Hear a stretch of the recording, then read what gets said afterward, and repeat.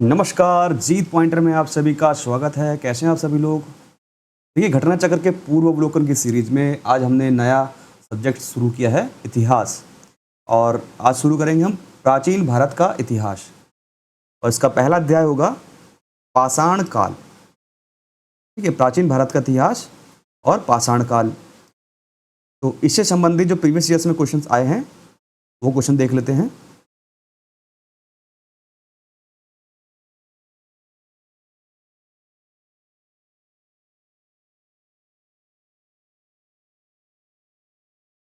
ठीक है,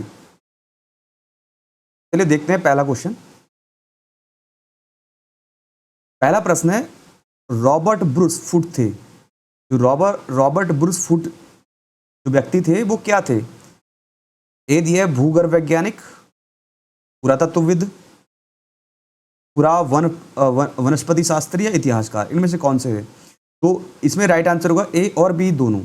ठीक है, वो भूगर्भ वैज्ञानिक भी थे और पुरातत्वविद भी थे। तो रॉबर्ट ब्रूस जो है भूगर्भ वैज्ञानिक और पुरातत्वविद दोनों थे।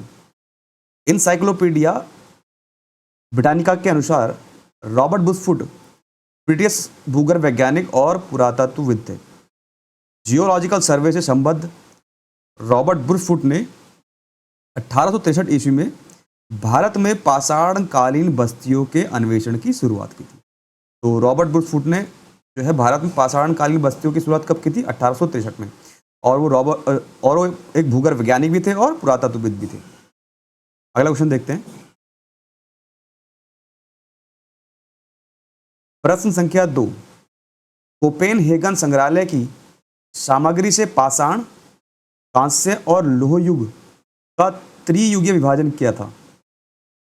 यहाँ पे कहना जा रहा है यहाँ पे कहना चाह रहा है प्रश्न, जो कोपेनहेगन संग्रहालय है उसमें जो सामग्री थी उस सामग्री से पाषाण, कांस्य और लोह युग का त्रियुगीय विभाजन किसने किया था? तो ये किया था थॉमसन ने।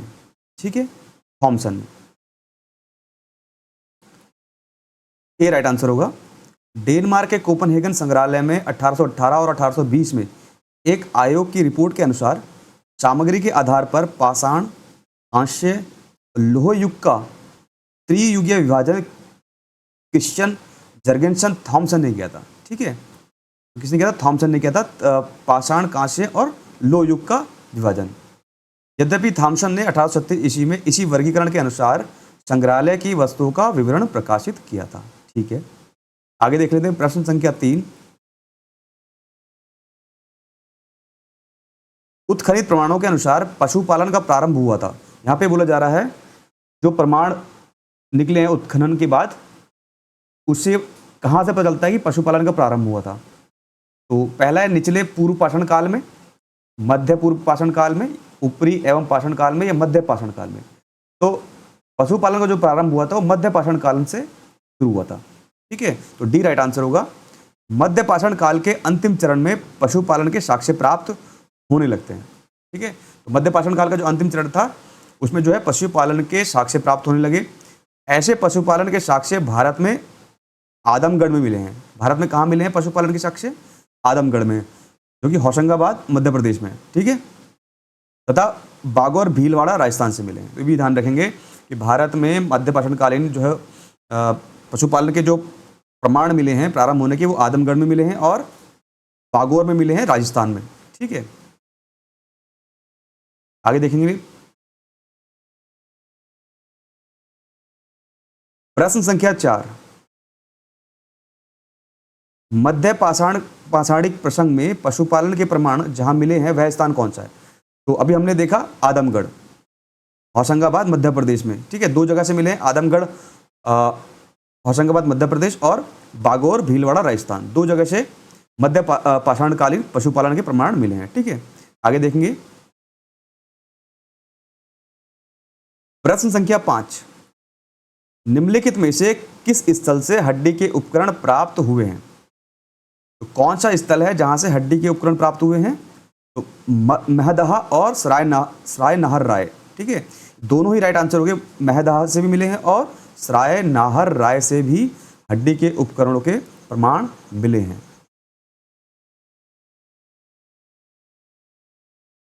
देखिए, मध्य पाषाणकालीन महदाह है जो कि उत्तर प्रदेश के प्रतापगढ़ जिले में है। मध्य पाषाणकालीन महदाह जो उत्तर प्रदेश के प्रतापगढ़ जिले में है, से बड़ी मात्रा में हड्डी एवं सींग निर्मित उपकरण प्राप्त हुए हैं। जी.आर. शर्मा महदाह में 3 क्षेत्रों का उल्लेख करते हैं, जो झील क्षेत्र, बूचड़खाना, संकुल क्षेत्र, कब्रिस्तान, निवास क्षेत्र में बटा था। बूचड़खाना संकुल क्षेत्र से ही हड्डी एवं सींग निर्मित उपकरण एवं आभूषण बड़े पैमाने पर पाए गए हैं। तो ध्यान रखेंगे 2 जगह से मिले, महदाह और सराय नाहर राय से। आगे देखेंगे प्रश्न संख्या 6। हड्डी से निर्मित आभूषण भारत में मध्य पाषाण काल के संदर्भ में प्राप्त हुए। जो हड्डी से निर्मित आभूषण मिले हैं वो मध्य पाषाण काल के संदर्भ में भारत में कहां से मिले हैं? तो सराय नाहर और महदाह दोनों से मिले, हमने पहले ही पढ़ा है। ठीक है। प्रश्न संख्या 7। एक ही कब्र से 3 मानव कंकाल निकाले गए हैं, कहां से? तो दमदमा से। ये ध्यान रखेंगे, दमदमा जगह है जहां से एक ही कब्र से 3 मानव कंकाल निकाले गए हैं, दमदमा से। तो देखेंगे मध्य गंगा घाटी के प्रतापगढ़ जिले में स्थित सराय नाहर राय, महदाह और दमदमा का उत्खनन हुआ है। ठीक है, ठीक। दमदमा में लगातार 5 वर्षों तक किए गए उत्खनन के फलस्वरूप पश्चिमी एवं मध्यवर्ती क्षेत्रों से कुल मिलाकर 41 मानव शवाधान ज्ञात हुए हैं। कितने? 41।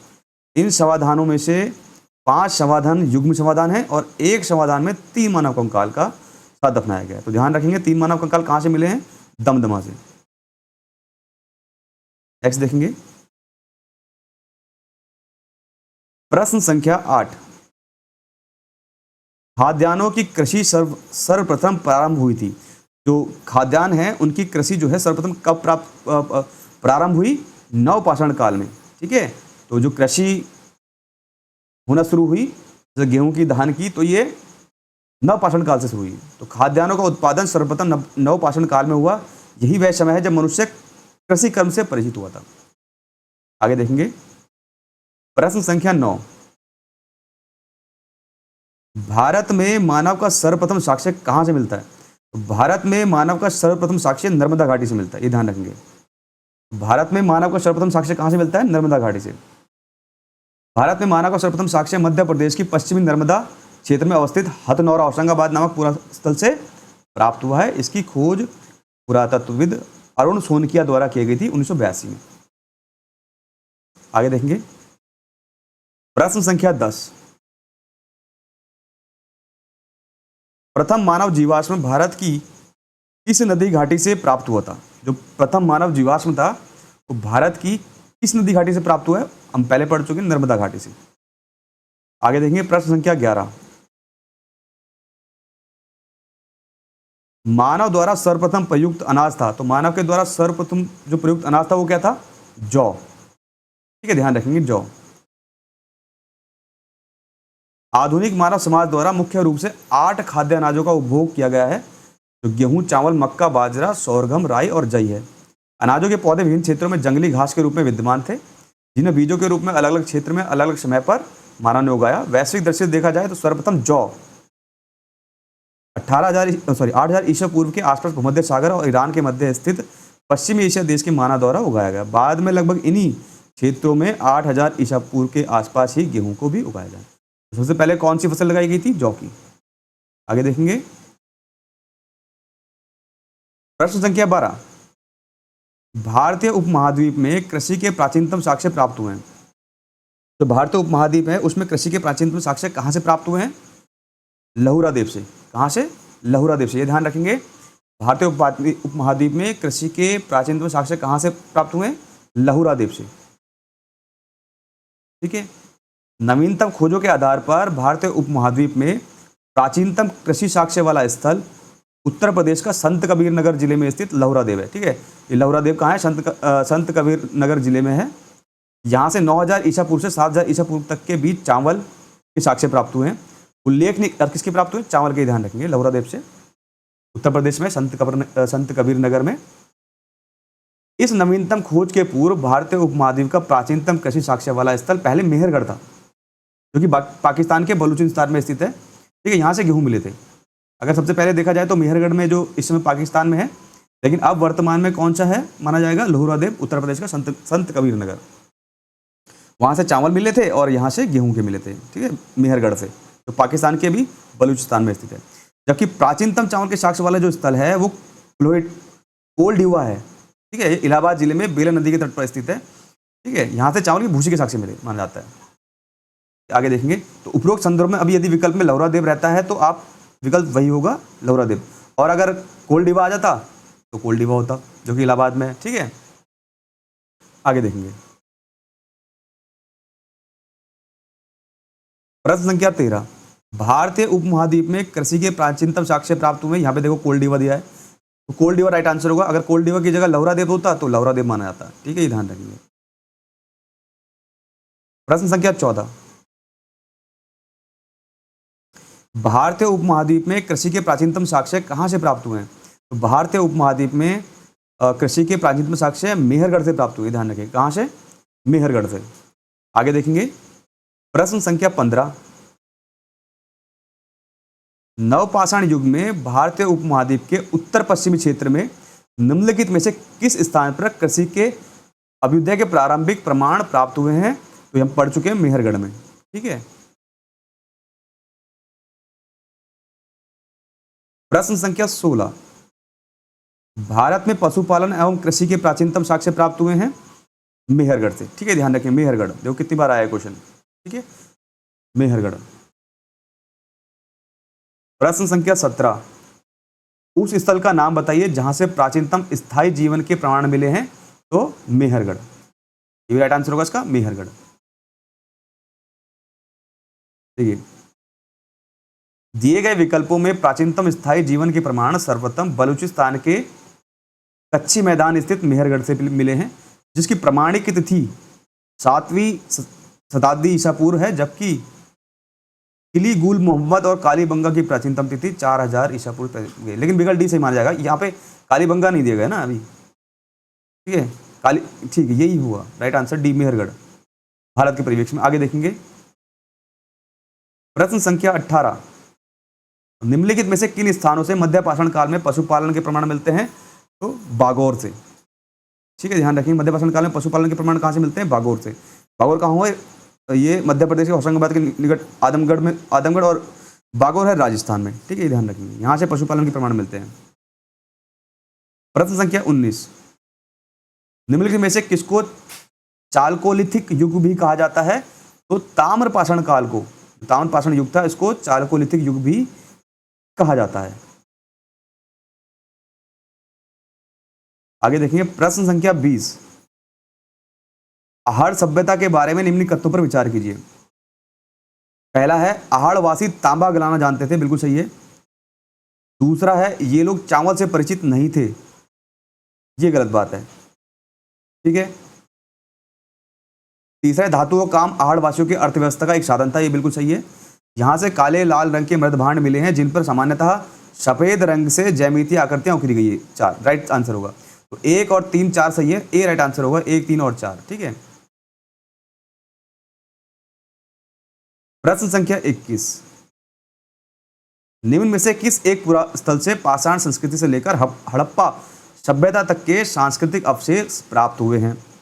यहाँ पे बोला जा रहा है कि कौन सा ऐसा पूरा स्थल है जहां से पाषाण संस्कृति से लेकर हड़प्पा संस्कृति तक के सांस्कृतिक अवशेष प्राप्त हुए हैं। तो मात्र एक है मेहरगढ़, ठीक है, ध्यान रखें, बलूचिस्तान में स्थित पूरा स्थल मेहरगढ़ से पाषाण संस्कृति से लेकर हड़प्पा सभ्यता तक के सांस्कृतिक अवशेष प्राप्त हुए हैं। प्रश्न संख्या 22, नवदा टोली का उत्खनन किसने किया था? यहां पे पूछा जा रहा है कि नवदा टोली का उत्खनन किसने किया? तो एच.डी. सांकलिया। नवदा टोली का उत्खनन किसने किया था? एच.डी. सांकलिया ने। नवदा टोली कहाँ है? मध्य प्रदेश का है, ठीक है, यहाँ पे पूना के प्रोफेसर थे, एच.डी. सांकलिया ने करवाया है। यह स्थल इस महाद्वीप का सबसे विस्तृत उत्खनित ताम्रपाषाण ग्राम स्थल था, ठीक है, नवदा टोली। तो प्रश्न देख लेते हैं कितने हैं।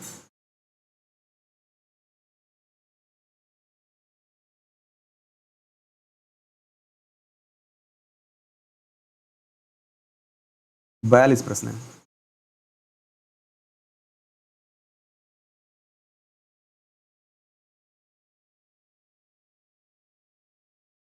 ठीक है, अगला प्रश्न देखते हैं। प्रश्न संख्या 23,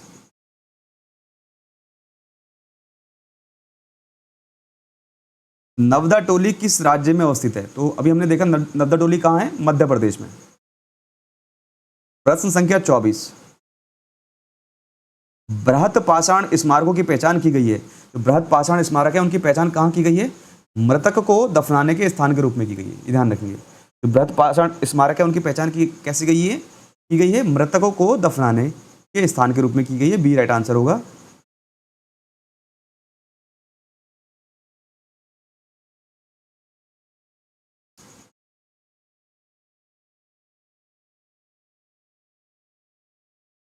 देखिए, नवपाषाण युगीन दक्षिण भारत में शवों को विभिन्न प्रकार के समाधियों में दफनाने की परंपरा विद्यमान थी। इन समाधियों को जो विशाल पाषाण खंडों से निर्मित है, बृहत पाषाण या मेगालिथ के नाम से जाना जाता है। किससे? मेगालिथ। इनके विभिन्न प्रकार है, जैसे शिष्ट समाधि है, पिट सर्किल है, कैरन सर्किल है, डॉलमेन, ये सब इतने इंपॉर्टेंट नहीं है, वैसे ये याद रखिएगा। बृहत पाषाण या मेगा जो लिथ थे, ये क्या थे? मृतकों को दफनाने वाले स्थान थे। प्रश्न संख्या 25, राक का टीला निम्नलिखित किस नवपाषाणिक स्थल से संबंधित है? तो राक का टीला जो है संगनकल्लू से संबंधित है। ठीक है, ये नवपाषाणकालीन स्थल है संगनकल्लू। ये किससे संबंधित है? राक का टीला। ठीक है, तो बी राइट आंसर होगा संगनकल्लू। कर्नाटक में मैसूर के पास वेल्लारी जनपद में स्थित संगनकल्लू नामक नवपाषाणकालीन पुरास्थल राक के टीले से प्राप्त हुआ है। ठीक है, तो आज के लिए वीडियो यहीं रखते हैं। नेक्स्ट वीडियो में इसके जो बचे हुए क्वेश्चन है वो देखेंगे। धन्यवाद।